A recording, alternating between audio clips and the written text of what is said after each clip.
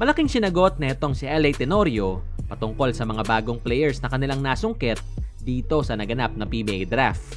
Yan matapos mong i-like ang video na ito, mag-subscribe sa ating channel at pakidamay na rin ang ating opisyal na Facebook page.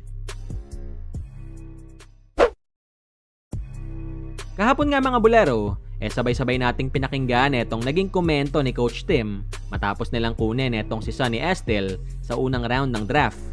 Kung saan dyan, inamin nga mismo ni Co na hindi naman daw talaga nila sobrang iniisip kung sino ang kanilang kukunin sa araw na yan. Subalit dahil nga sa pinamalas ni Sonny sa combine, nagawa ni Estel na makapasok sa radar ni Coach Tim. Siguro ngayon, ibibigay ko lang yung best ko kung ano yung may tutulong ko sa kanila, sa team ng Ginebra. Nagulat ako na Ginebra, tinawag ako. Siyempre ako, kinakabahan ako kanina pa.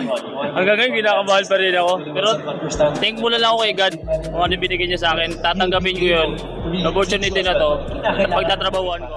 Kaya naman ngayon na opisyal na siyang kabarangay, di naiwasang matanong si Sonny kung ano sa palagay neto ang pwede pa niyang maitulong sa koponan. Siguro, ibibigay ko lang yung hassle lagi, yung depensa, talaga yung number 1 gagawin ko. Sa yung offensa, yung sinabi ko nga kanina, give na lang yun. Pag na-shot natin, give na depensa talaga. Doon ako kukuha ng pawis talaga. Nakatulong ba na naglaro ka? Diba Ginebra yung team mo, Coach Olsen, ang nilaruan mo nung group combine? Nakatulong ba yun? Siguro po, kasi si Coach Olsen talaga, yung gusto niya talaga yung mahasil na player Siya talaga buhard lagi. Pero maliban dito mga bulero, matapos ang draft ay natanong din etong si LA Tenorio patungkol sa mga bata na kanilang nakuha sa araw na yan. Specifically, etong kanilang first at third round pick. Well, yun yung mga players na talagang tinignan namin before the draft. We invited them to join the draft. Even Gab Gomez, we invited them in the draft.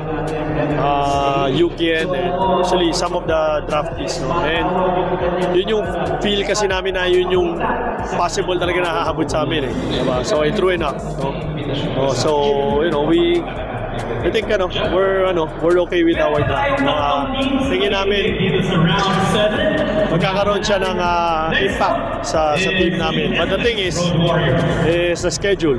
He can play until the end of the NCAA season. So pagbalik niya may import na. So we'll see what we can do about it.